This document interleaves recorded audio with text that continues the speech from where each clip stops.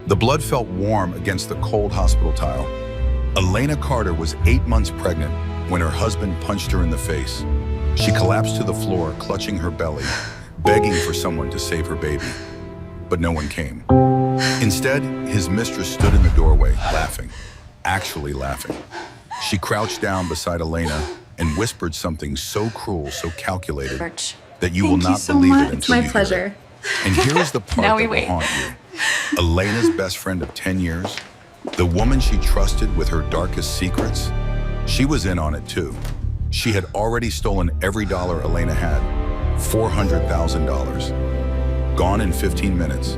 Elena had no husband, no money, no best friend. She was bleeding on a hospital floor, about to lose her baby, and utterly alone.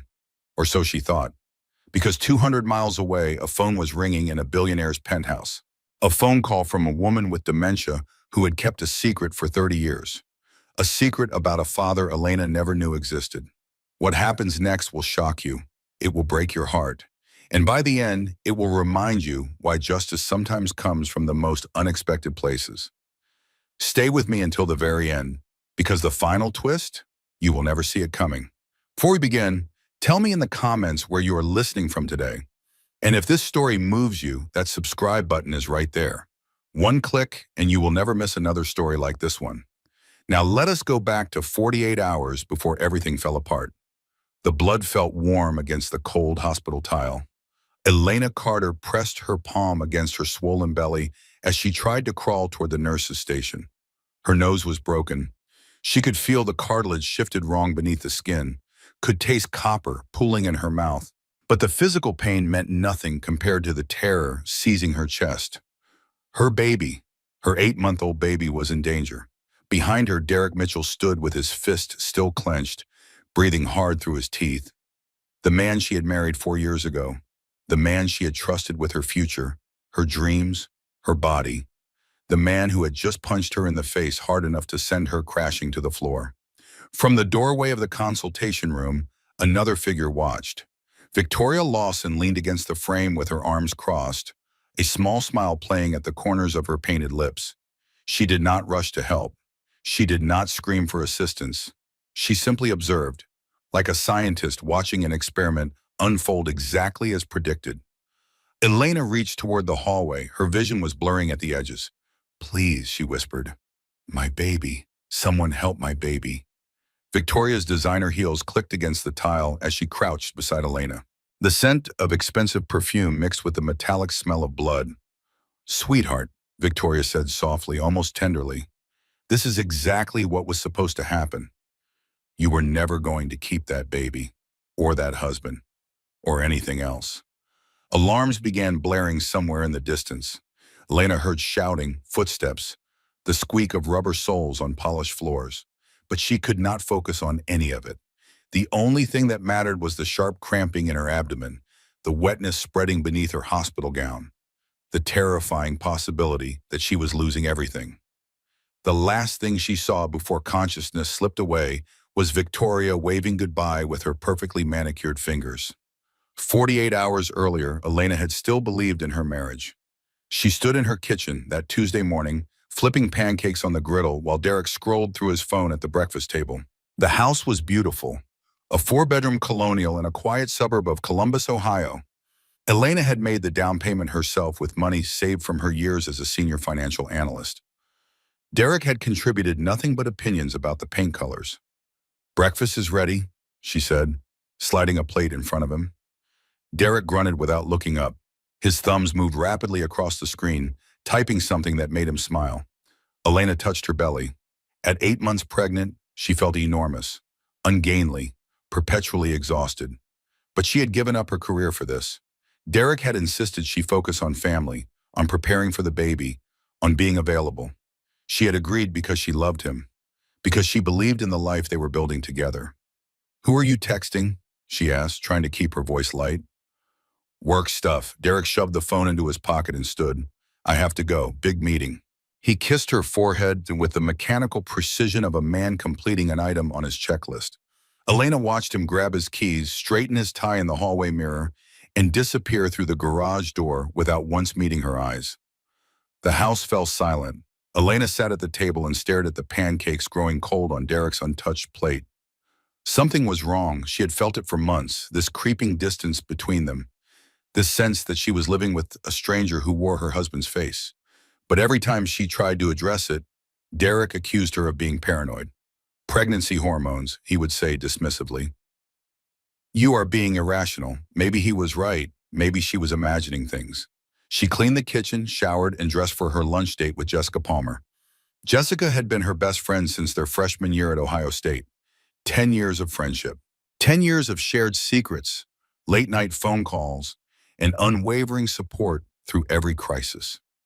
If anyone could help Elena sort through her confused feelings, it was Jessica. They met at their usual spot, a small cafe near the university where they had spent countless hours studying together. Jessica was already waiting at their favorite booth, her blonde hair pulled back in a casual ponytail, her smile warm and welcoming. Look at you, Jessica said, standing to embrace her. You are absolutely glowing. Elena laughed. I feel like a whale. You look beautiful. How is the baby? They ordered salads and caught up on small talk. Jessica's job at the marketing firm, Elena's preparations for the nursery, the latest gossip about mutual friends from college. For a few minutes, Elena felt almost normal. Then Jessica leaned forward with concern in her eyes. But how are you really doing? You sounded stressed on the phone. Elena hesitated. The words felt dangerous, like admitting them out loud would make them real. I found a receipt in Derek's jacket last week, she finally said. For flowers. I never received any flowers. Jessica's expression flickered, something passing across her features too quickly for Elena to identify. But her voice remained steady. That is strange. Did you ask him about it? He said they were for a colleague's birthday. But Jessica, he comes home late almost every night now. He is always on his phone. He barely touches me anymore. Elena felt tears building behind her eyes. She hated how weak she sounded, how desperate. I think he is having an affair. Jessica reached across the table and squeezed her hand. Oh, honey, you are overthinking this. Derek adores you. He is probably just stressed about work. Men get weird when babies are coming. They freak out about responsibility. You think so? I know so. Jessica smiled reassuringly. You have the perfect marriage. Everyone says so. Do not let pregnancy hormones convince you otherwise. Elena wanted to believe her. She wanted to believe that she was being paranoid, that her husband still loved her, that the life she had built was not crumbling beneath her feet. She had no idea that Jessica had already been paid $50,000 to keep her blind. After lunch, Elena drove to Sunrise Memory Care to visit her mother. Margaret Reynolds sat by the window of her private room, staring at the parking lot below with empty eyes. At 71 years old, she was disappearing piece by piece, her memories fragmenting like old photographs left too long in the sun. Most days, she did not recognize Elena at all. Hi, Mom, Elena said softly, pulling a chair beside her, and it is me. Elena. Margaret turned slowly. Her white hair was neatly brushed, courtesy of the attendants who cared for her around the clock. For a long moment, she simply stared at Elena with no recognition. Then something shifted. Elena, Margaret breathed. My sweet girl. Elena's heart leaped. You remember me today? Margaret's hands shot out and gripped Elena's wrist with surprising strength. Her eyes became urgent, almost frightened, clouded with a clarity that seemed to emerge from nowhere. Your father, Margaret said. You need to know about your father. Elena froze. Her biological father had always been a mystery. Margaret had adopted her when she was 3 years old, after Elena's birth mother died in a car accident. The story Elena had been told was simple. Her father was a nameless drifter who disappeared before she was born. There was nothing more to know. Mom, she said carefully, what about my father? Margaret struggled to form words, her mind fighting against the fog that constantly threatened to consume it. William, his name was William. He did not know. Your mother never told him. Elena felt the world tilt beneath her. Who is William? What do you mean he did not know? I kept his number, Margaret continued, her grip tightening. All these years, just in case you ever needed him, in case something happened. Sarah made me promise. Sarah was Elena's birth mother's name. Elena had seen photographs, had heard stories, but had never known her. Mom, Elena pressed. Who is William? Where is he? But Margaret's moment of clarity was already fading. A nurse entered with medication, interrupting the conversation with cheerful efficiency. By the time she left, Margaret was staring out the window again, her expression vacant. Who are you? Margaret asked when Elena tried to continue. Why are you in my room? Elena drove home in a daze. Who was William? Why had her mother hidden him? What other secrets had been buried in Margaret's deteriorating mind, waiting to surface at random moments before disappearing again? She did not tell Derek about the conversation. For the first time in their marriage, she kept a secret from him. That night, she wished she had kept more. Derek announced he would be working late, some emergency at the office that required his immediate attention.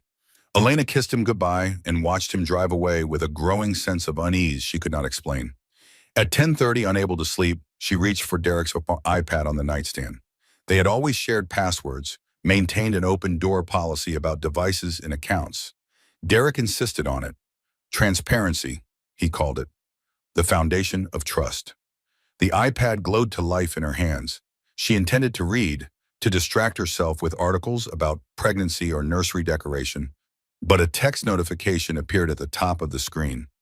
Victoria, cannot wait to see you tonight. Wear the blue shirt I bought you. Elena's heart stopped.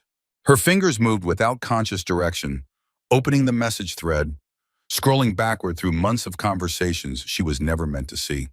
Explicit photographs. I love you declarations. Plans for a future that did not include her. The woman named Victoria called Elena disgusting names. The whale, the obstacle, the paycheck.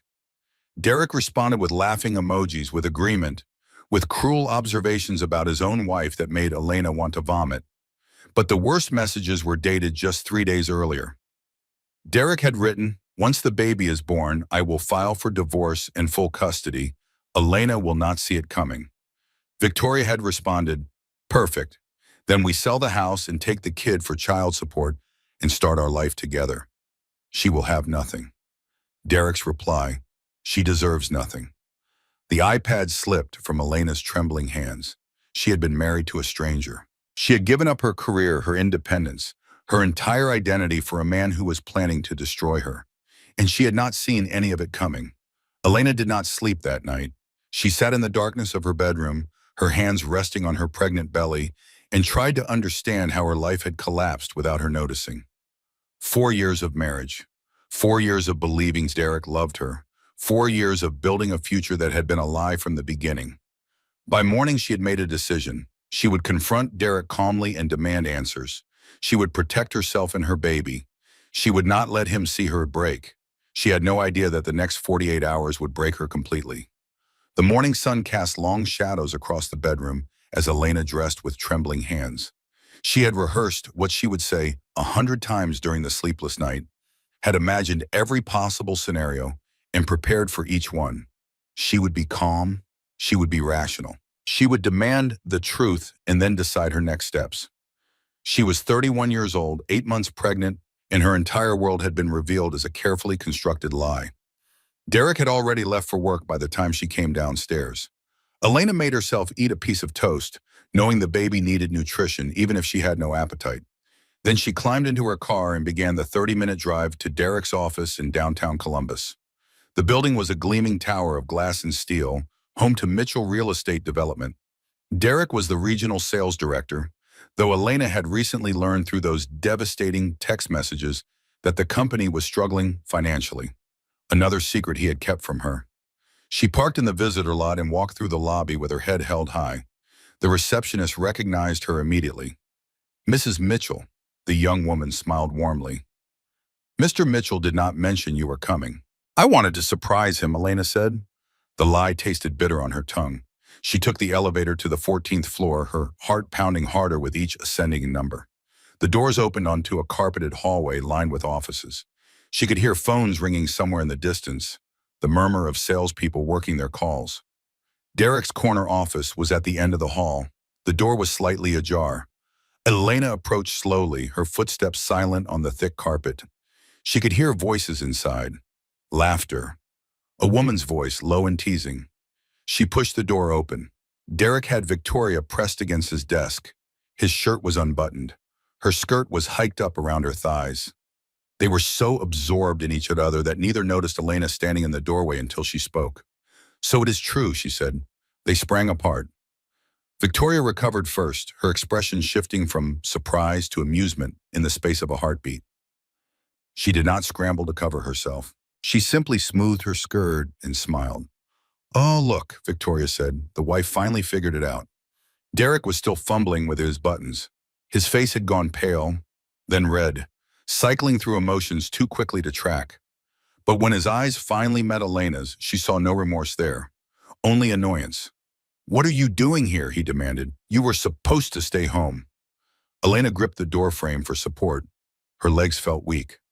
"I am your wife. I am 8 months pregnant with your child. And you are asking me what I am doing here?" Victoria slid off the desk and walked toward her with the confident stride of a woman who had already won. She was beautiful in a sharp, calculated way. Dark hair, red lips, eyes that glittered with intelligence and cruelty. "Let me handle this baby," Victoria said to Derek over her shoulder. She stopped directly in front of Elena, close enough that her perfume filled Elena's nostrils. "Elena, let us be adults about this. Derek does not love you. He never did. You were convenient, a stable income while he figured things out. But now," she tilted her head, "you are just in the way." Elena looked past her to Derek. "Say something. Tell me she is lying." Derek adjusted his tie. His face had settled into cold indifference. "She is not lying," he said.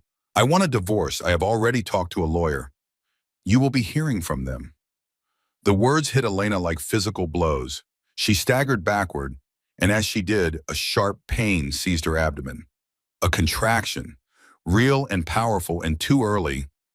"I am having contractions," she gasped. Victoria rolled her eyes. Drama queen. She is faking it for sympathy. Elena gripped her stomach as another wave of pain washed through her. This was not fake. Something was wrong. The stress, the shock, the betrayal. Her body was reacting in the most dangerous way possible. "Derek, please," she whispered. "I need to get to a hospital." "Fine," Derek said dismissively. "Go to the hospital. But do not expect me to come. I have things to handle here." He turned back to Victoria as if his pregnant wife was not clutching the doorframe in agony. Victoria wrapped her arms around his neck and pressed her lips to his cheek, watching Elena over his shoulder with undisguised triumph. Elena stumbled out of the office and somehow made it to the elevator. The doors closed and she collapsed against the wall, sobbing, clutching her phone with fingers that could barely hold it. She called the only person she had left. "Jessica," she choked out when her friend answered. "I need help. Derek is cheating on me. I am having contractions. I need to get to the hospital." "Oh my God," Jessica said, her voice filled with a concern. "I am coming right now. Go straight to Mercy General. I will meet you there. Everything is going to be okay. I promise."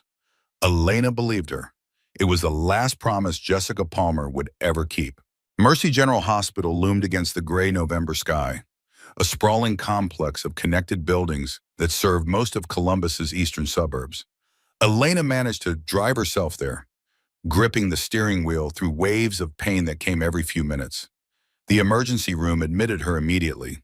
Her blood pressure was elevated. Her contractions were real but not yet regular. The baby was stressed but stable. Dr. Rebecca Morrison, Elena's obstetrician, arrived within the hour. She was a calm, competent woman in her mid-40s with graying temples and kind eyes. "Elena," she said gently, "your body is under tremendous stress. The contractions are a warning sign. I need you to stay here for observation." "Am I going to lose my baby?" "We are going to do everything possible to prevent that," Dr. Morrison said. "But you need to rest. You need to stay calm. Whatever happened today, you need to put it aside and focus on you and this child." Elena nodded numbly. She allowed the nurses to settle her into a private room, allowed them to connect monitors to her belly that tracked her baby's heartbeat with rhythmic beeping. The sound should have been comforting. Instead, each beat reminded her how fragile everything had become.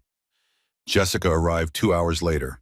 She burst through the door with flowers in her arms and tears streaming down her face.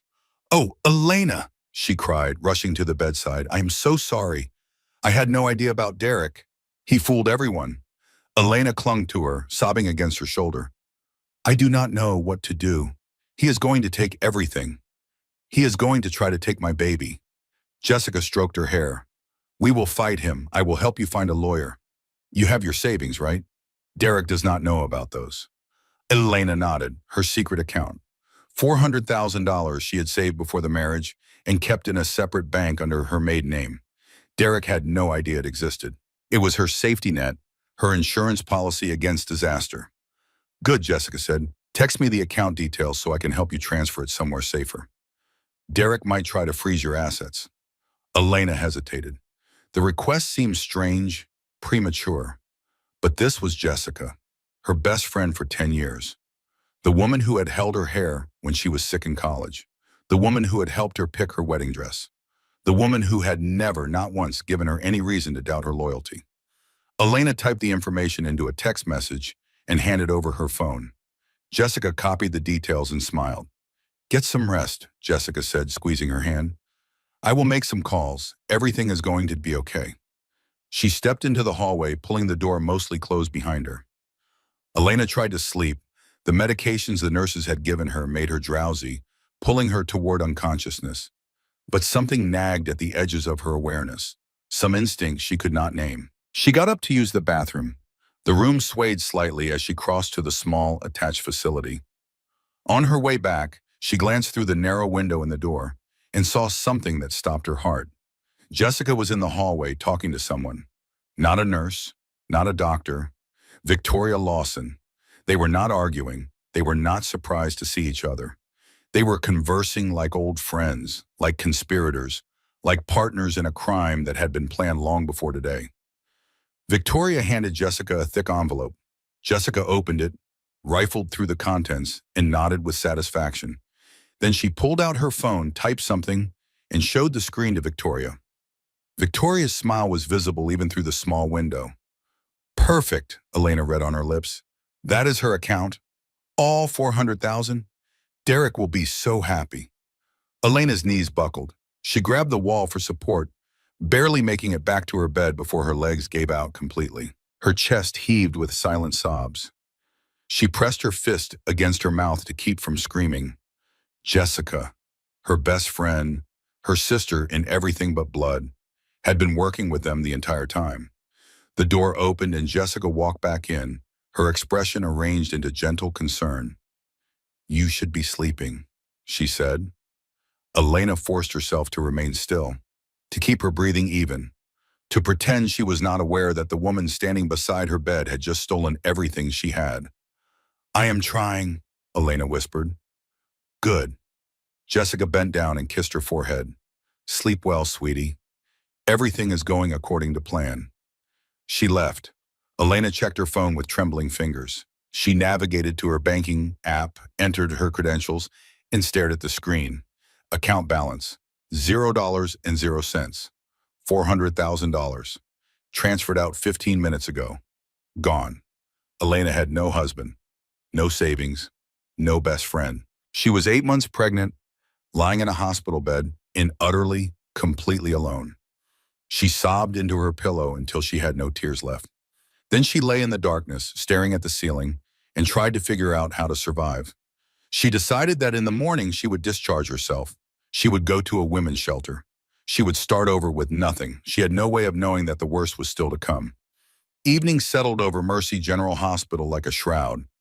Elena lay in her bed, staring at the monitors that tracked her baby's heartbeat. The contractions had slowed. The doctors were cautiously optimistic. If she could remain calm and rest for the next few days, there was a good chance she could carry the baby to term. Remaining calm felt impossible. Every time she closed her eyes, she saw Jessica's face. The smile that had hidden 10 years of treachery. The hand that had squeezed hers while orchestrating her destruction. The casual cruelty of taking everything and calling it a plan. A nurse appeared in the doorway. Mrs. Mitchell, your husband is here. He says there is urgent paperwork you need to sign for your insurance. Elena's blood went cold. I do not want to see him. The nurse looked uncomfortable. I understand, but he says if you do not sign tonight, your coverage for the delivery will be voided. Hospital policy requires a family member's signature for the extended monitoring. I do not have any other family. I am sorry, the nurse said gently. I can stay nearby if you want, but you really do need to sign these forms. Elena closed her eyes. Margaret could not sign legal documents. Her dementia had progressed too far for any court to accept her capacity. There was literally no one else. Fine, she said, but please stay close. At the nurse's station, where you can hear me if I need you. Of course. Derek entered the room a few minutes later. He looked different than he had at the office. Softer somehow. Tired. His shoulders slumped and his eyes held something that might have been regret. Elena, he said, sitting in the chair beside her bed, I am sorry about today. I was cruel. Seeing you in pain, it made me realize how badly I have messed up. Elena did not respond. She watched him the way a mouse watches a cat, waiting for the trap to spring. Can we talk? Derek continued. Just for a minute? Not here, the nurses keep interrupting. There is a family consultation room down the hall. It is private. Please, 5 minutes. Every instinct screamed at Elena to refuse. But she needed those insurance papers. She needed coverage for the delivery, for the baby, for whatever came next. And the consultation room was only steps away. The nurse's station was right there. If anything happened, she could scream. 5 minutes, she said. That is it. Derek helped her out of bed with exaggerated gentleness. They walked slowly down the hallway, Elena's hand pressed against her belly, Derek hovering solicitously at her elbow. To anyone watching, they might have looked like a concerned husband caring for his pregnant wife. The consultation room was at the far end of the corridor, past the last patient room, around a corner. More private than Elena had expected, more isolated than she had realized. Derek opened the door and gestured for her to enter. Victoria was waiting inside. Elena tried to turn around, but Derek's hand closed around her arm. He pulled her into the room and shut the door behind them with a soft click that sounded like a gunshot. Hello again, Elena, Victoria said. I hear you have had a rough day. Lost your husband, lost your money, lost your best friend. Let me out, Elena demanded. I will scream. Victoria shrugged. Go ahead. But first, look at this. She held up her phone. On the screen was a video. Elena recognized herself immediately, recognized the bedroom. But the man in the video was a stranger. The acts depicted were things she had never done. Amazing what technology can do, Victoria said conversationally. This is our insurance policy. If you try to fight the divorce, if you try to claim Derek was unfaithful, this video goes everywhere. Your family, your employers, the internet. That is fake, Elena said. Anyone can see it is fake. Derek stepped closer. Does not matter if it is fake. People believe what they want to believe. And you know what they will believe? That the baby is not mine. Lena's hand moved protectively to her stomach. The baby is yours. You know that, do I? Derek's face twisted with sudden rage.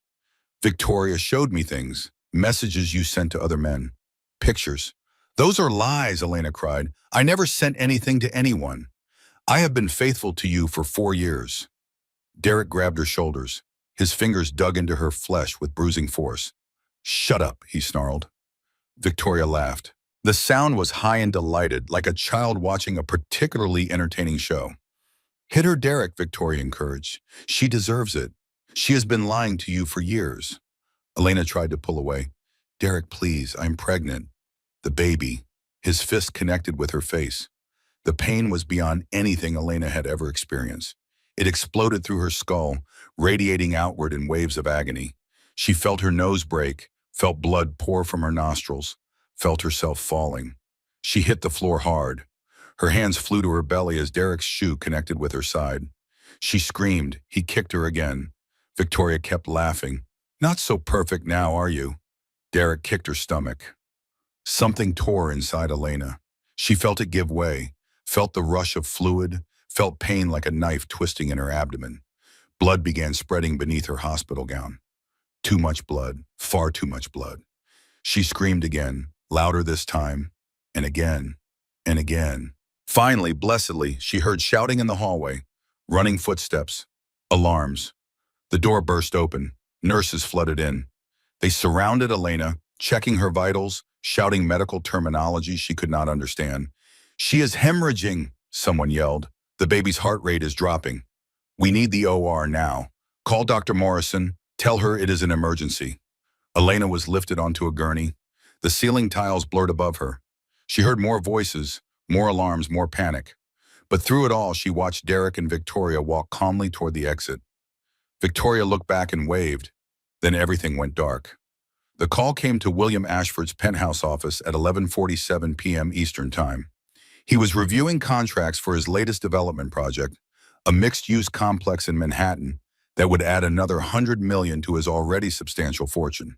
At 63 years old, William had built Ashford Industries from nothing into one of the largest construction and real estate empires on the East Coast. He had started as a carpenter's apprentice in Cleveland.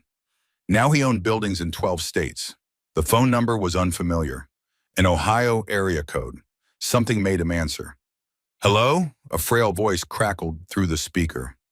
William, is that you? It is Margaret. Margaret Reynolds." William's coffee cup froze halfway to his lips. He had not heard that name in 30 years. Margaret Reynolds had been his girlfriend's best friend back when he was nobody, when he was working construction during the day and taking business classes at night, when he had fallen desperately in love with a woman named Sarah, who had disappeared one day without explanation. "Margaret," he set down the cup. "What is wrong?" "Who is Elena, your daughter William?" The voice trembled with urgency and confusion. "Elena is your daughter. Sarah never told you. She was pregnant when she left. I have been raising her since Sarah died. Please, she is in danger." The hospital. The line went dead. William sat frozen at his desk. His heart hammered against his ribs. His mind raced through implications, impossibilities, the sudden restructuring of his entire understanding of the past 3 decades. He had a daughter. He had a 31-year-old daughter he had never known existed. His girlfriend had not abandoned him. She had left because she was pregnant and too proud to ask for help from a man who had nothing. And now that daughter was in danger. William picked up another phone and dialed his personal assistant. "Get my jet ready," he said. "I am flying to Ohio tonight. And find everything you can about a woman named Elena Carter, maiden name Reynolds, currently at a hospital in Columbus." "Yes, sir." There was a pause. "Is everything all right?" "I do not know," William said, "but I am going to find out." 4 hours later, William's private jet touched down at a regional airport outside Columbus. A black SUV was waiting on the tarmac. His security team had worked through the flight, gathering information. Elena Carter, 31 years old, married to Derek Mitchell, regional sales director at a struggling real estate company. Currently in emergency surgery at Mercy General Hospital following an assault. Husband was a person of interest. Police were on scene. William had not slept. He had spent the flight staring out the window at the darkness below, thinking about all the moments he had missed. First steps, first words, graduations and birthdays, and every milestone that marked a child's journey into adulthood. 31 years of a life he should have been part of. Gone because Sarah had not trusted him to be worthy. He would prove worthy now. The SUV pulled up to the hospital at 2 in the morning. William ignored the security guard's protests and strode toward the emergency wing with the authority of a man who had commanded boardrooms and negotiated billion-dollar deals and never once accepted no as an answer. A nurse tried to stop him. "Sir, only family members are allowed. I am her father," William said. His voice was granite, unbreakable. "Take me to her. Now." Something in his tone made the nurse comply. She led him through corridors that smelled of antiseptic and fear, past rooms where other families waited with other tragedies, until they reached the surgical wing. Through a window, William could see Elena for the first time. She lay unconscious on an operating table, pale, bruised, broken. Doctors moved around her with urgent efficiency. Monitors beeped with the rhythm of 2 hearts, one weak and struggling, one tiny and fighting for survival. William pressed his hand against the glass. "Come on," he whispered. "Fight. I just found you. Do not leave me now."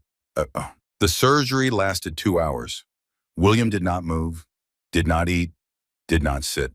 He stood at that window like a sentinel, watching strangers fight to save the daughter he had never known he had.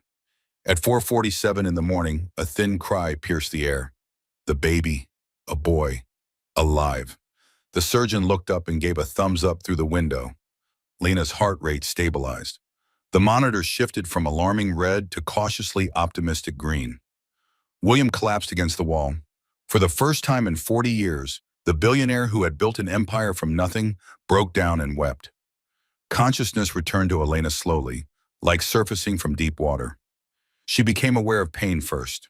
Her face throbbed. Her abdomen ached. Every breath hurt. But beneath the pain was something else. A lightness. An absence. Her baby. Elena's eyes flew open. She tried to sit up, but hands pressed gently against her shoulders. Easy, a voice said. You have been through a lot. She blinked, trying to focus. The room was dim. Soft afternoon light filtered through closed blinds. Medical equipment surrounded the bed, beeping and humming with reassuring regularity. And sitting in the chair beside her was a man she had never seen before. He was in his early 60s, with silver hair and a strong jaw, and eyes that looked somehow familiar. Like looking into a mirror that showed a different time, a different face, but something recognizably the same beneath the surface. "Who are you?" Elena whispered. The man leaned forward. His hands were clasped in front of him, his expression a mixture of hope and terror and overwhelming emotion. "Elena," he said, "my name is William Ashford. I am your father." The words did not make sense. Elena tried to process them, tried to fit them into her understanding of reality, but they remained foreign, impossible. "I do not have a father," she said. "Your mother never told me about you," William continued. His voice was steady, but Elena could see the effort it took to maintain that steadiness. "She disappeared before I knew she was pregnant. Margaret kept the secret all these years. She called me 2 nights ago. She saved your life." Margaret. The phone number she had kept for 30 years. The moment of clarity at the memory care facility. Your father. His name was William. Elena started to cry. Everything hurt. Her body, her heart, her entire understanding of who she was and where she came from. She had spent 31 years believing she was alone in the world, that her father was a nameless drifter who had abandoned her before she was born. And now this stranger was sitting beside her bed, claiming to be the missing piece she had never known she was looking for. "I do not understand," she sobbed. "I know," William said. "I know you do not understand. I do not fully understand it myself. But we have time now. We have time to figure it out together." The door opened. A nurse entered carrying a small bundle wrapped in a blue blanket. Her face was warm with professional joy. "Mrs. Carter, would you like to hold your son?" Elena's breath caught. She had been so focused on the pain, so overwhelmed by the impossible information about her father, that she had not fully processed the most important fact of all. Her baby was alive. The nurse placed the bundle in Elena's arms. She looked down at the tiny face, the closed eyes, the miniature fingers curled into fists. He was perfect. He was real. He was here. She sobbed harder, but these were different tears. Tears of relief, of gratitude so profound it felt like it might swallow her whole. William watched them, his own eyes wet. His family, the family he never knew he had. "What will you name him?" he asked. Elena looked at the man who had appeared from nowhere to save her. The father she had spent a lifetime searching for without knowing she was searching. The grandfather her son was lucky enough to have. "William," she said. "His name is William. After the grandfather he is lucky to have." William broke down completely. The billionaire, the empire builder, the man who had faced hostile takeovers and economic collapses without flinching, wept openly at his daughter's bedside. "I am never leaving you again," he said. "Either of you, I'm here now, forever." Lena reached out and took his hand. For the first time in her life, she had a father. Over the next few days, Elena learned the full extent of what had happened while she lay unconscious. Derek and Victoria had been arrested at the hospital, caught on security cameras committing the assault. Detective Frank Cooper, a veteran officer with 3 daughters of his own, had taken personal interest in the case. The footage was damning. Derek's hands covered in Elena's blood, Victoria laughing in the background, the sounds of Elena's screams captured on audio. Jessica had been arrested at her apartment the following morning. Still in possession of the envelope of cash Victoria had paid her, she had tried to claim innocence, had insisted she was coerced, but her text messages told a different story. 6 months of coordination with Victoria, plans and payments and betrayals documented in black and white. The $400,000 had been frozen before it could be transferred out of the country. William's forensic accountants traced the transactions within hours and worked with law enforcement to ensure the money was recovered. But the legal matters felt distant to Elena. What consumed her attention was the tiny person who depended on her for everything. Baby William, whom the nurses had started calling Little Will, had been born 6 weeks premature. He spent his first week in the NICU, connected to monitors and feeding tubes and oxygen support. Elena sat beside his incubator for hours every day, talking to him, singing to him, willing him to grow stronger with every breath. William Sr. was there too. He hired additional specialists. He ensured little Will received the best possible care. He sat vigil beside Elena, keeping her company during the long hours, bringing her food she did not want to eat, making sure she remembered to take care of herself as well as her son. They talked during those quiet hours. Elena learned about her mother, Sarah Reynolds, who had been William's girlfriend for 2 years before she disappeared. She learned that William had searched for her, had hired private investigators, had spent months trying to understand why she had left without a word. "I loved her," William said one night, his voice heavy with decades-old grief. "I would have married her. I would have given up everything to build a life with her. But she never gave me the chance." "Why did she leave?" Elena asked. "I do not know for certain. But Margaret told me that Sarah found out she was pregnant right around the time I landed my first big contract. I was suddenly making real money. I was moving up in the world. And Sarah?" William paused. "Sarah was proud, fiercely proud. She did not want anyone to think she was using me. She did not want to be a burden. So she disappeared. And she took my daughter with her." Elena processed this information slowly, turning it over in her mind like a stone worn smooth by years of examination. Her mother had loved her, had sacrificed everything to raise her independently, had died in a car accident when Elena was 3, leaving her in Margaret's care. "Margaret never told you," Elena said. "All those years, she never reached out. She said she thought about it many times," William replied. "But your mother made her promise, and Margaret keeps her promises." Elena looked down at little Will, sleeping peacefully in his incubator. "I wish I could have known her," she whispered. William took her hand. "You are so much like her. The determination, the strength, the stubbornness." He smiled through his tears. "She would be so proud of you." After 2 weeks, little Will was strong enough to leave the NICU. Elena held him in her arms as a nurse wheeled her toward the hospital exit, and the feeling of finally bringing her son into the world overwhelmed her with emotion. William was waiting outside with a car service. He had made arrangements for Elena and the baby to stay at his estate outside Cleveland, a mansion that seemed excessive and unnecessary, but was also safe and secure and far from anyone who might want to hurt them. "You do not have to do this," Elena said as the car pulled away from the hospital. "I know," William replied. "I want to." She looked at him, this stranger who was her father, and felt something she had not felt in years: hope. The estate was beautiful in a way Elena had never experienced. Rolling lawns, manicured gardens, a house that looked like something from a magazine, all stone and glass and architectural precision. But it was not the luxury that struck her. It was the quiet. After weeks of hospital noise, of beeping monitors and hushed conversations and the constant hum of medical activity, the silence felt like a gift. A nursery had been prepared, pale blue walls, a crib that probably cost more than Elena's car, stuffed animals in mobiles, and a rocking chair positioned by the window to catch the afternoon light. "This is too much," Elena said. "It is not nearly enough," William replied. "I have 31 years to make up for." In the weeks that followed, Elena began to heal. Her body recovered first. The bruises faded. The surgical incisions closed. The physical evidence of Derek's violence disappeared beneath fresh skin and careful nutrition. Her mind took longer. She started seeing a therapist, a woman named Dr.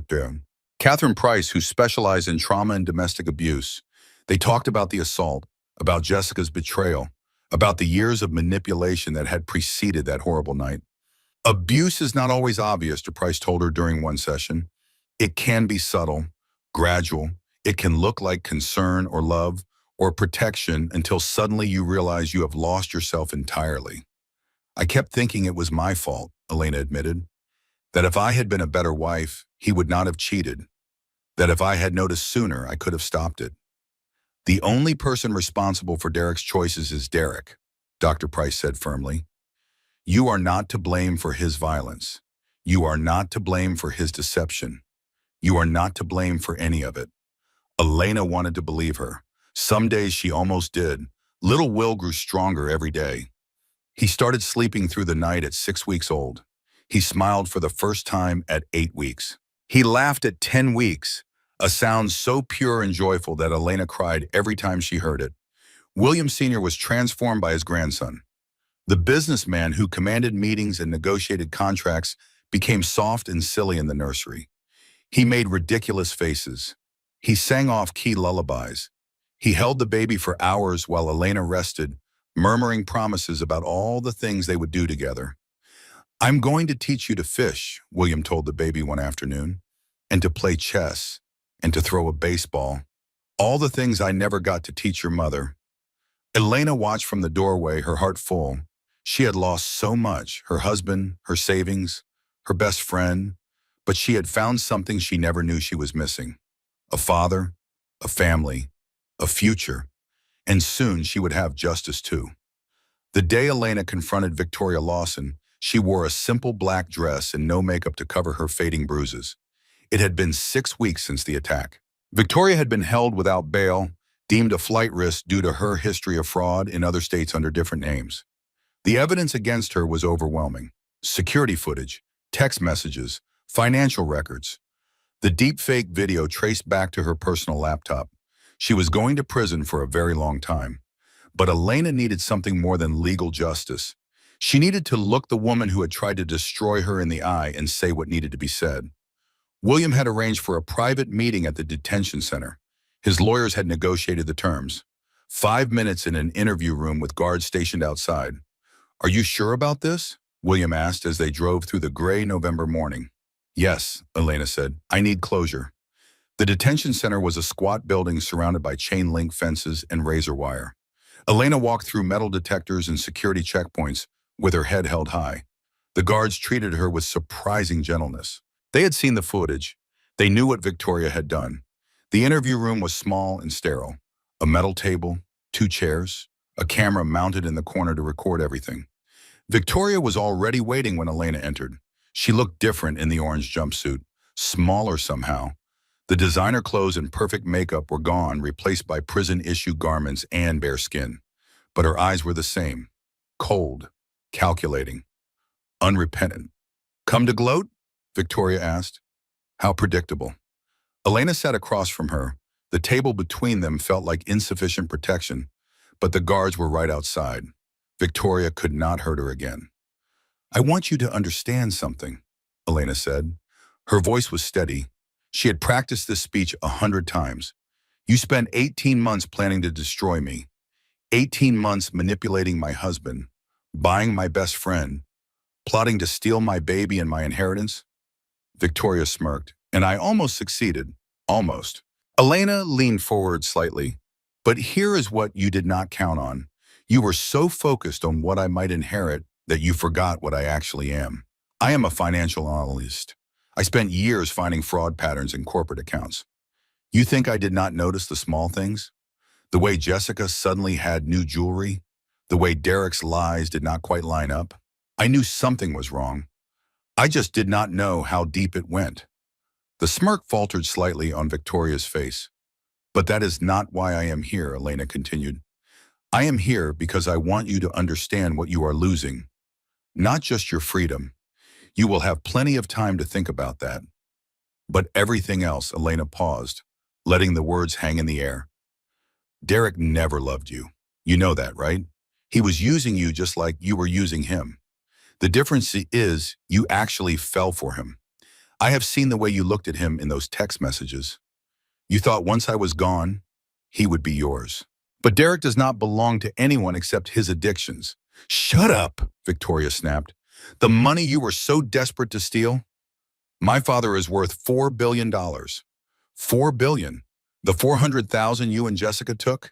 That is pocket change. It has already been recovered. Jessica has already been arrested.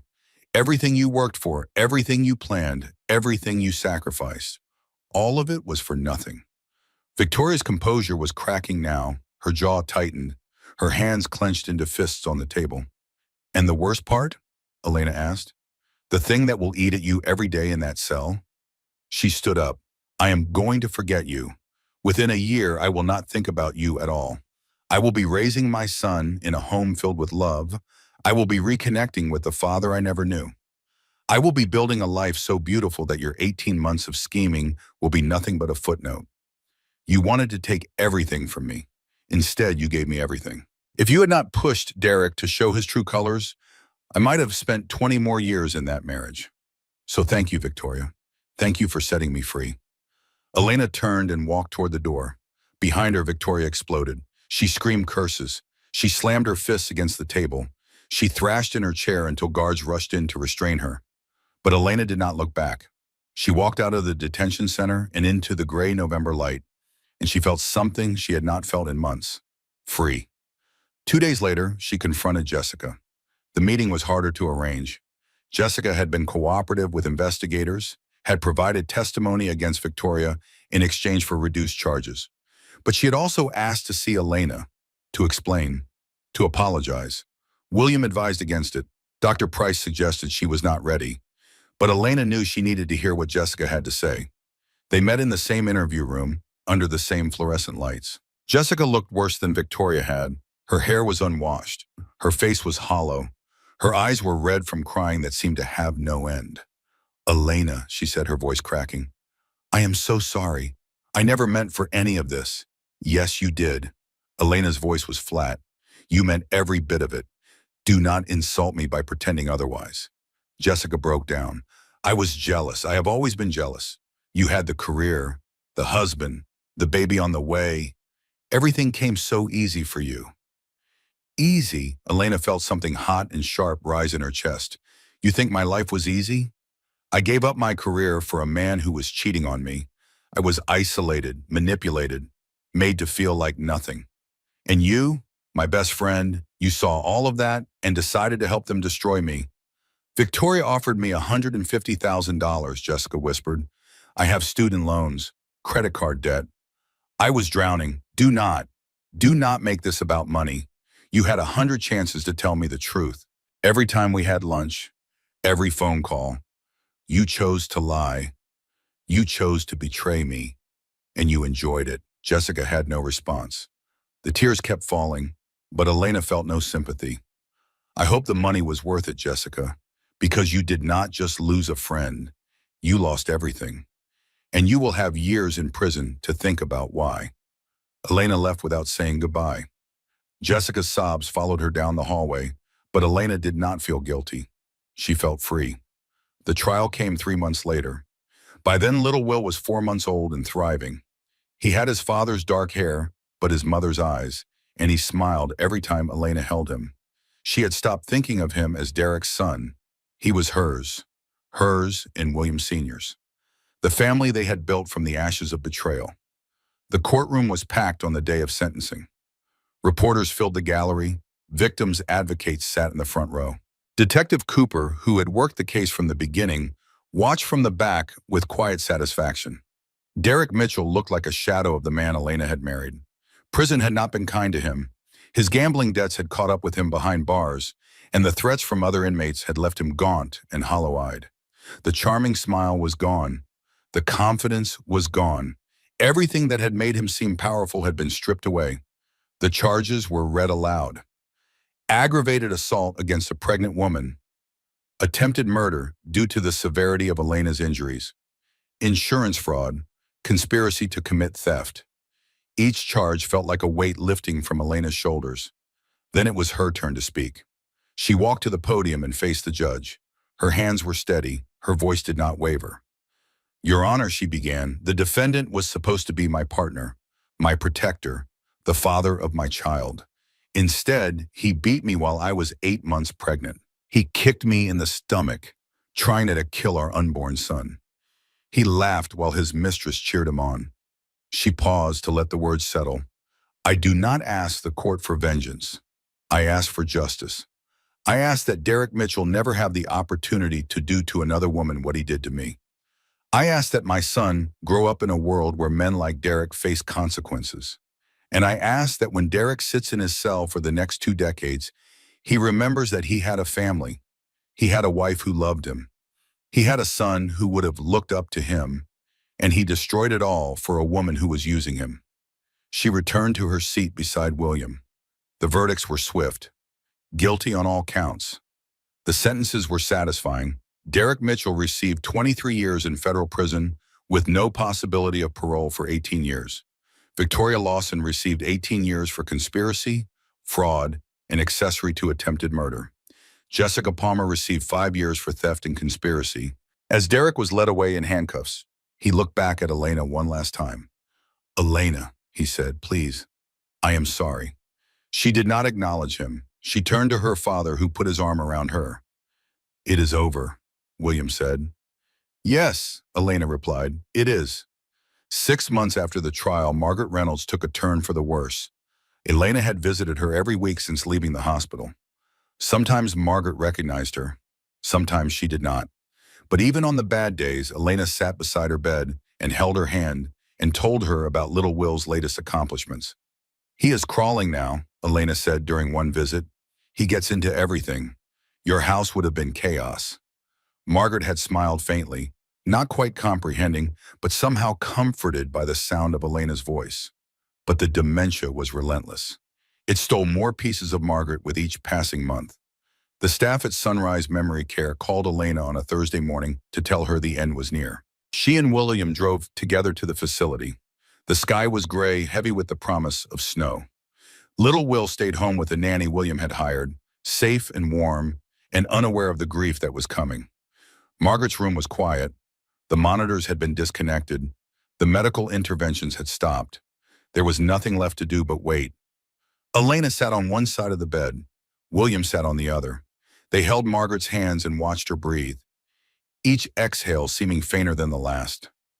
"Thank you," William said softly, "for everything, for raising my daughter when I could not, for keeping my number all those years, for making that phone call." Margaret's eyes fluttered. For a moment, impossibly, she seemed lucid. "William," she breathed, "you came." "I came," he said, "because of you." Margaret's gaze shifted to Elena. "My sweet girl, I'm sorry I kept secrets." Elena leaned closer, tears streaming down her face. "You saved my life, Mom. You always protected me." "There is nothing to forgive." Margaret looked between them, father and daughter, finally together after 31 years. "Family," she whispered. Finally. Her eyes closed. She did not open them again. Elena wept. William wept.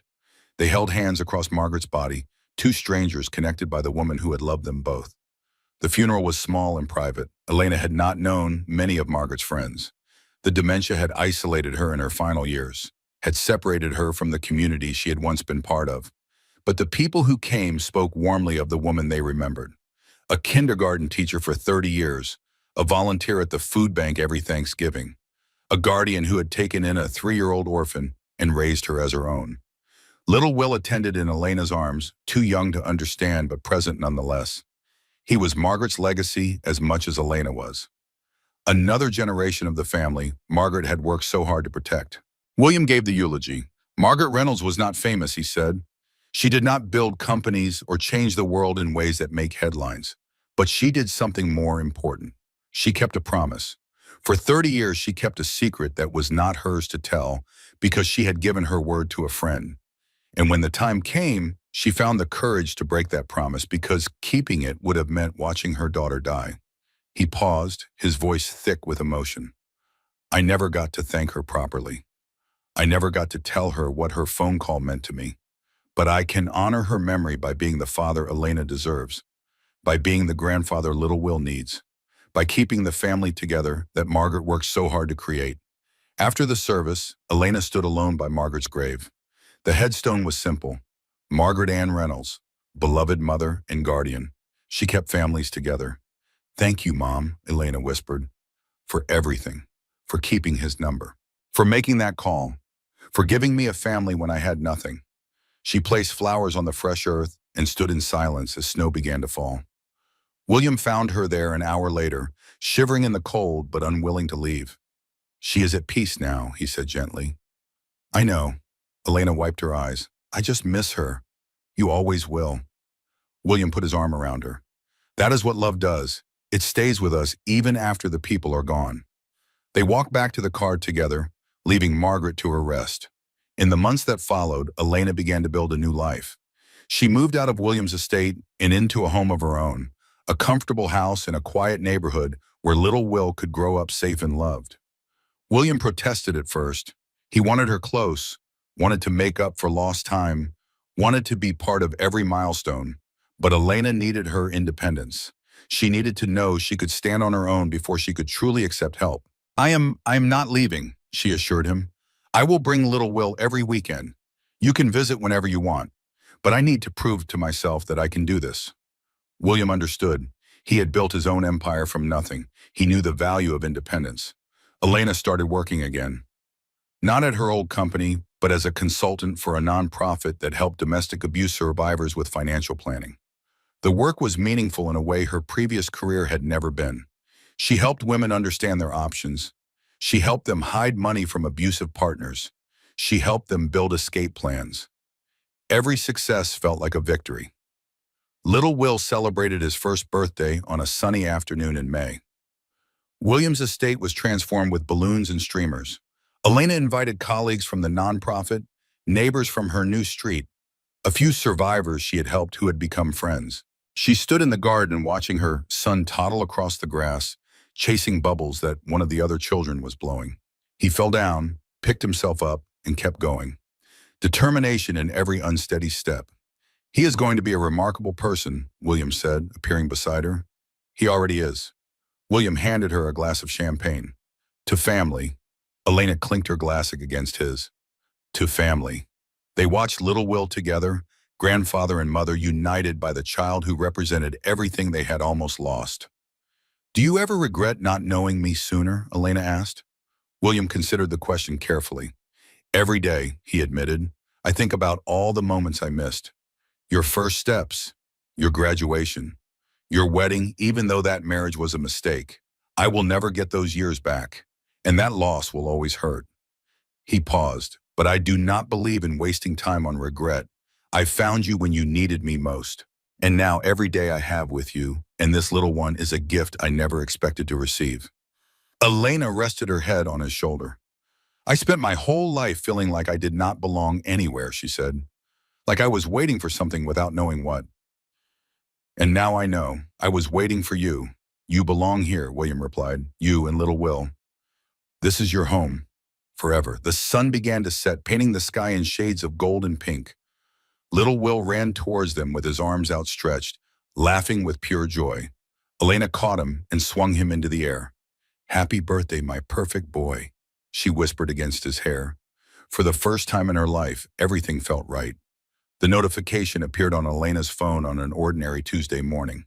She was making breakfast in her kitchen, scrambling eggs while little Will banged a wooden spoon against his high chair tray. The sun streamed through the windows.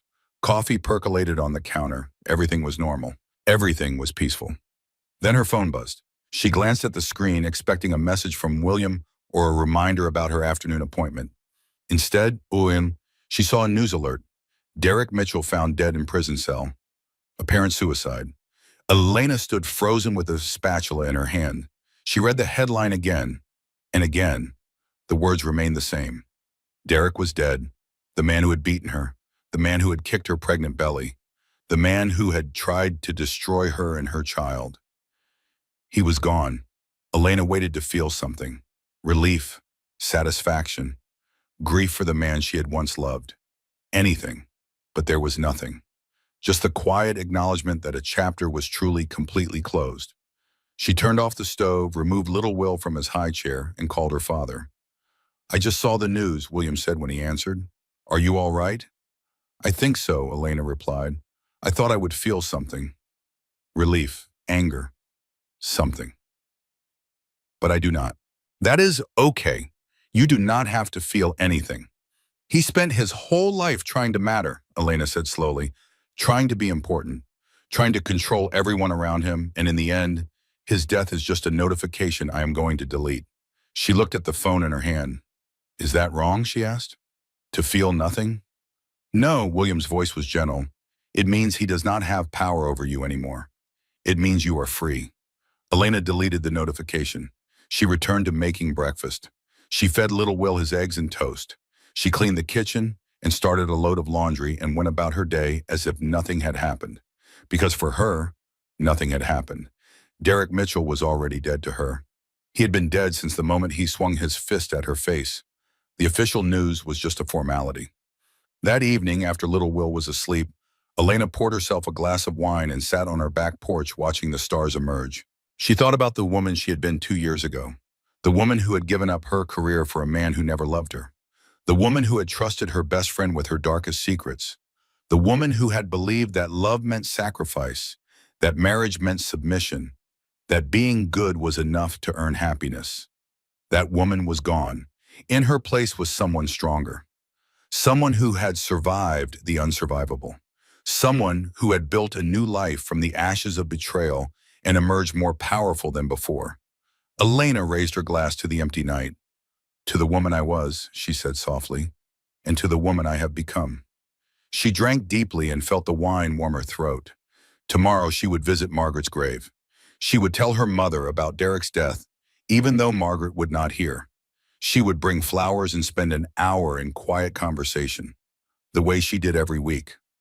The next day she would take little Will to see his grandfather. They would have lunch in the garden. William would make ridiculous faces to make the baby laugh. Elena would roll her eyes and pretend to be annoyed and feel her heart swell with love. The day after that, she would go to work. She would help another woman escape an abusive relationship. She would use her own experience to guide someone else toward freedom.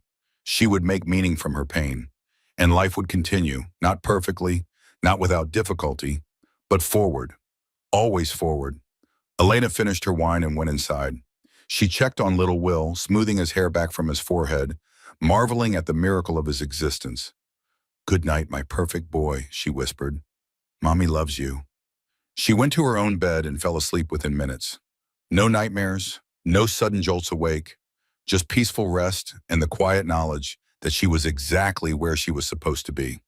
The morning of little Will's second birthday dawned bright and clear. Elena woke early, before her alarm, filled with an energy that surprised her. 2 years since the worst day of her life. 2 years since the attack that nearly killed her and her son. 2 years since she had learned the truth about Derek and Victoria and Jessica. 2 years of healing. She showered and dressed and prepared breakfast while little Will slept. The house was quiet except for the sound of birds outside the window and the gentle hum of the refrigerator. Peace had become normal. Safety had become expected. The constant vigilance of her marriage years had faded, replaced by a calm she had not known was possible. When little Will woke, she carried him downstairs and set him in his high chair. "Happy birthday, sweet boy," she said, kissing his forehead. 2 years old today, he grinned at her, showing all his baby teeth. 2, he repeated proudly. He had been talking for months now, simple words and phrases that filled Elena with joy every time she heard them. The party would be that afternoon at William's estate. Elena had invited the same mix of people as the year before. Colleagues, neighbors, survivor friends, the community she had built from scratch after losing everything. But before the party, there was something she needed to do. She strapped little Will into his car seat and drove to the cemetery. Margaret's grave was neat and well tended. Elena paid for a maintenance service to keep the grass trimmed and the flowers fresh. It was the least she could do for the woman who had given her everything. She lifted little Will from the car and carried him to the headstone. "Hi, Mom," she said softly. "I brought someone to see you." Little Will squirmed in her arms, fascinated by a butterfly that fluttered past. "He is 2 today," Elena continued. 2 years old. He is walking and talking and getting into everything. You would love him so much." She sat on the grass beside the grave, settling little Will in her lap. "Derek died," she said. "I am sure you already know somehow. I do not feel anything about it.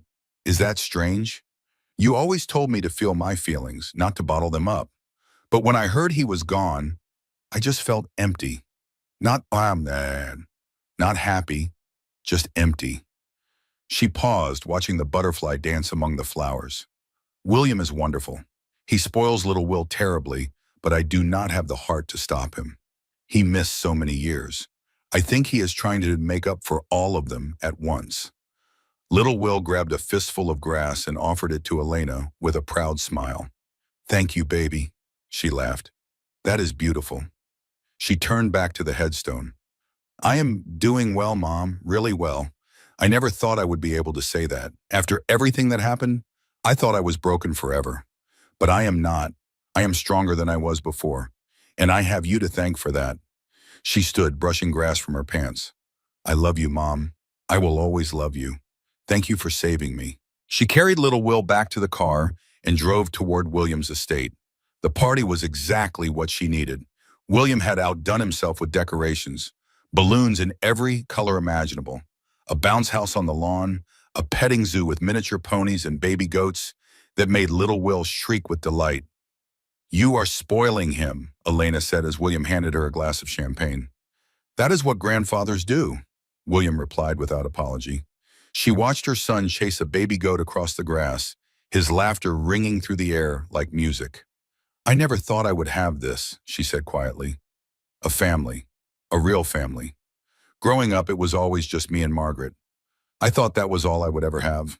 And then Derek, and I thought I had found my person, my partner for life. But it was all a lie. She turned to William. And then you came. Out of nowhere. This father I never knew existed. And suddenly I had more family than I knew what to do with. William's eyes were wet. I wish I had known sooner. I wish your mother had told me. I know. But maybe this was how it was supposed to be. Maybe I needed to go through everything I went through to become the person I am now, to appreciate what I have. Or maybe, William suggested gently, sometimes bad things just happen to good people, and there is no meaning to find. Only survival, and you survived. Elena considered this. I like your version better, she admitted. It is less pressure than finding meaning in trauma. You do not have to find meaning. You just have to keep moving forward. Little Will came running toward one of them, his face smeared with frosting from a cupcake someone had given him. Mama, he shouted. Pop, pop, look! He held up a fistful of dandelions, crushed and wilted but offered with absolute pride. Elena crouched down and accepted the flowers with exaggerated enthusiasm. They are beautiful, she said. The most beautiful flowers I have ever seen. Little Will beamed.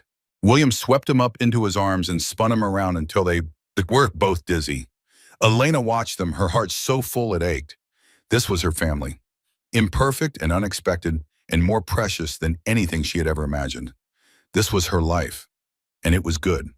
3 years after the attack, Elena stood at a podium in a conference room filled with domestic violence advocates, law enforcement officers, and survivors. She was the keynote speaker at the annual summit for survivors of intimate partner violence, an honor she had never imagined receiving, a platform she had never thought she would have. Thank you for having me, she began, her voice steady and clear. I'm going to tell you my story, not because it is unique, but because it is not. Because every person in this room knows someone who has lived through something similar. Because silence is the accomplice of abuse, and I refuse to be silent anymore. She told them everything. The slow erosion of her independence during her marriage, the gaslighting that made her doubt her own perceptions, the affair she had suspected but been afraid to confirm, the betrayal by her best friend, the attack that nearly killed her and her unborn son, and the father who had appeared from nowhere to save her. People think surviving abuse is about physical strength, she said. It is not. It is about refusing to accept the narrative your abuser has created. It is about remembering who you were before they tried to destroy you. It is about building a new life when everything you knew has been taken away. She paused, scanning the faces in the audience. I was lucky. I had resources that many survivors do not have. A father with means who appeared at exactly the right moment, access to healthcare and legal assistance and therapy. Not everyone has those things. That is why the work you do is so important. That is why organizations like this matter. She gripped the edges of the podium. But I want you to understand something. Even with all those resources, I still had to do the hardest work myself. I still had to look in the mirror every morning and choose to believe I was worth saving. I still had to fight against the voice in my head that has said the abuse was my fault. I still had to rebuild my identity from the ground up after it had been systematically dismantled for years. The room was silent, hanging on her every word. That is the real work of survival, Elena continued. Not just escaping the abuser, not just staying safe, but reclaiming the person you were always meant to be. And that is work that no one can do for you. You have to do it yourself, one day at a time, one choice at a time, one moment of courage at a time. She stepped back from the podium. I am proof that it is possible, and so is every survivor in this room. Thank you. The applause was thunderous. After the speech, a young woman approached Elena in the lobby. She was perhaps 25 years old, with dark circles under her eyes and the hunched posture of someone trying to make herself invisible. Mrs. Ashford, she said tentatively. I mean, Ms. Carter. I do not know what to call you. Elena smiled gently. Elena is fine. The young woman swallowed hard. I just wanted to say, your speech, it meant a lot. I am in a situation, a bad situation, and I do not know how to get out. Elena recognized the fear in her eyes, the shame, the desperate hope that someone might understand. What is your name, she asked. Sarah. The name hit Elena like a physical blow. Her mother's name, the woman who had disappeared rather than ask for help. Sarah, Elena said firmly, you are going to get out. I am going to help you. But first I need you to understand something. Whatever you are going through, it is not your fault. Do you understand? It is not your fault. Sarah's eyes filled with tears. I keep thinking if I was better, if I tried harder. No, Elena took her hands. That is what he wants you to think. That is how abuse works. It makes you believe the problem is you, but the problem is him. It has always been him, and you deserve better. They talked for an hour. Elena gave Sarah her personal phone number and the contact information for a safe house. She promised to follow up. She promised to help, and she kept those promises. 6 months later, Sarah was free. She had left her abuser with Elena's help. She was living in a shelter while she saved money for her own apartment. She was seeing a therapist. She was putting her life back together, one piece at a time. You saved me, Sarah told Elena over coffee one afternoon. No, Elena replied. You saved yourself. I just showed you the way out. Sarah shook her head. I could not have done it without you. You could have. You would have. It might have taken longer. It might have been harder. But you have strength you do not even know about yet. And one day you will use that strength to help someone else. That is how it works. That is how we break the cycle. Sarah was crying now, quiet tears of gratitude and relief. Thank you, she whispered. Thank you for seeing me when I could not see myself. Lena hugged her tightly. You are going to be okay, she said. Better than okay. You are going to be amazing. And she believed it, because she had lived it. 5 years after the worst day of her life, Elena Carter stood in her garden watching her son play. Little Will was not so little anymore. At 5 years old, he was tall for his age, with his mother's eyes and a laugh that sounded exactly like his grandfather's. He was chasing butterflies across the lawn, his sneakers squelching in the morning dew. Mama, he called, come see this. Elena set down her coffee cup and walked toward him. What did you find? He pointed at a caterpillar inching along a flower stem. It is fuzzy. Can I keep it? No, baby. Caterpillars need to be outside to become butterflies. What if it does not want to be a butterfly? What if it wants to stay a caterpillar forever? Elena crouched beside him, considering the question with the seriousness it deserved. I think, she said slowly, that becoming a butterfly is what caterpillars are meant to do. It is not always easy. They have to go into a cocoon and change completely. It is probably scary, but when they come out, they can fly. Little Will nodded thoughtfully. Like when you changed. Pop told me you had to go through something hard to become who you are now. Elena's breath caught. William had told him. Some version of the story edited for his age, but true in its essence. Yes, she said, like when I changed. Are you happy you became a butterfly? She looked at her son, at his earnest face and questioning eyes, at the miracle of his existence that had cost her everything and given her everything in return. Yes, she said, I am very happy. He grinned and returned his attention to the caterpillar. I think he wants to stay on this flower. Then we will let him. They watched the caterpillar together until Elena's phone buzzed with a text from William. On my way. See you in 20. Pop Pop is coming, she told little Will. We should get ready. Is he bringing presents? Elena laughed. He always brings presents. They went inside to clean up. Elena helped little Will wash his hands and change his muddy sneakers. She checked her reflection in the hallway mirror and saw a woman she barely recognized from 5 years ago. The bruises were long gone. The trauma had faded, not disappeared, but integrated, a part of her story rather than the whole of it. She had built a life she never imagined possible, a career helping others, a home filled with love, a family that spanned 3 generations. She was 36 years old. She was the founder of a nonprofit that had helped over 200 women escape abusive relationships. She was a mother, a daughter, a survivor. She was happy. The doorbell rang. Little Will raced to answer it, throwing the door open to reveal William standing on the porch with his arms full of wrapped packages. Pop, pop, little Will shrieked, launching himself at his grandfather. William caught him with practiced ease, lifting him high into the air. There is my favorite guy. Are you ready for some presents? Always. They went into the living room where little Will tore through the wrapping paper with enthusiastic abandon. William had brought toys and books and a new bike that would require some assembly. You are spoiling him, Elena said, the same words she said every visit. That is what grandfathers do, William replied, the same response he always gave. She laughed and let it go. Some battles were not worth fighting. Later, while little Will played with his new toys, Elena and William sat on the back porch with glasses of wine. Do you remember what you said to me that first day in the hospital? Elena asked. I said a lot of things that day. Which part? That you would never leave. That you were there forever. William nodded. I remember. I did not believe you, Elena admitted. I thought you were saying what you thought I needed to hear. I'd been abandoned so many times by then. By my mother, even though she had her reasons. By Derek. By Jessica. I did not think anyone would actually stay. But I did. You did. William reached over and took her hand. I know I can never make up for 31 years.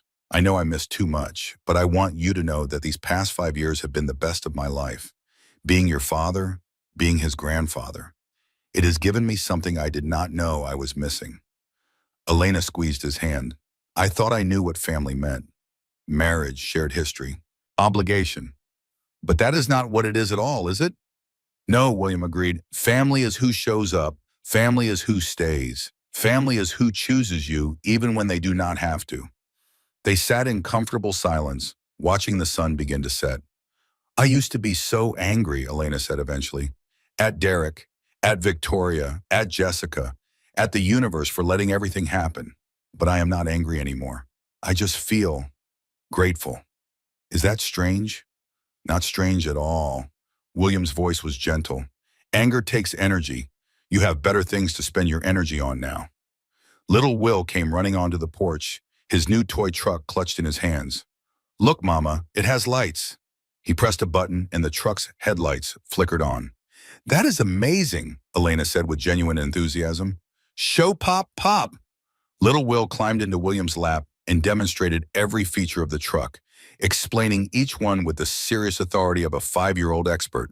Elena watched them together, grandfather and grandson, bonded by blood and love, and the miracle of finding each other against impossible odds. This was her family, not the one she had been born into, not the one she had tried to create with Derek. Something different, something stronger. A family built from the ashes of betrayal and held together by choice. The sun sank below the horizon, painting the sky in shades of gold and pink. Little Will's explanations faded into sleepy murmurs. William held him gently, his eyes meeting Elena's over the child's head. Thank you, he said softly. For what? For letting me be part of this. For giving me a second chance I did not deserve. You deserved it, Elena replied. You just did not know it yet. She stood and lifted little Will from William's lap. Bedtime for this one. I should go too, William said. Early meeting tomorrow. They walked to the front door together. Elena shifted little Will to one hip and embraced her father with the other arm. Same time next week? She asked. Would not miss it. He kissed her forehead, then little Will's, and walked to his car. Elena watched him drive away, then carried her son upstairs to his bedroom. She tucked him into bed, smoothing the covers over his small body. He was already half asleep, his eyelids fluttering. "I love you," she whispered. "Love you too, Mama," he murmured. She turned off the light and stood in the doorway for a moment, listening to his breathing, even out into sleep. Then she went back downstairs. The house was quiet. The dishes from dinner were still in the sink. There were toys scattered across the living room floor. Tomorrow there would be work and meetings and all the responsibilities of her daily life. But tonight there was peace. Elena poured herself one more glass of wine and went out to the back porch. The stars were emerging now, pinpricks of light in the darkening sky. She thought about Margaret, resting peacefully in the cemetery across town. She thought about her birth mother, Sarah, who had loved her enough to disappear so she would not be a burden. She thought about William, who had built an empire but found meaning only when he discovered a daughter he never knew he had. She thought about Derek, dead by his own hand in a prison cell, consumed by the demons he had refused to face. She thought about Victoria, still serving her sentence, stripped of everything she had schemed for. She thought about Jessica, released 2 years ago, working as a receptionist somewhere in Florida, her life permanently diminished by choices she could never take back. And she thought about herself, Elena Carter, survivor, mother, advocate, daughter, butterfly. She raised her glass to the night sky. "To everyone who helped me get here," she said softly, "and to everyone who tried to stop me, you all made me who I am." She drank deeply. The wine was rich and warm. The night was cool and quiet. Somewhere inside, her son slept safely in his bed. Somewhere across town, her father was driving home with a full heart. Somewhere in the world, women she had helped were building new lives, finding their own wings, learning to fly in time. Elena set down her empty glass and went inside. She washed the dishes. She picked up the vase. She locked the doors and turned off the lights. Then she went upstairs to her bedroom and crawled beneath the covers. She fell asleep within minutes. No nightmares, no sudden jolts awake, just peaceful rest, just home.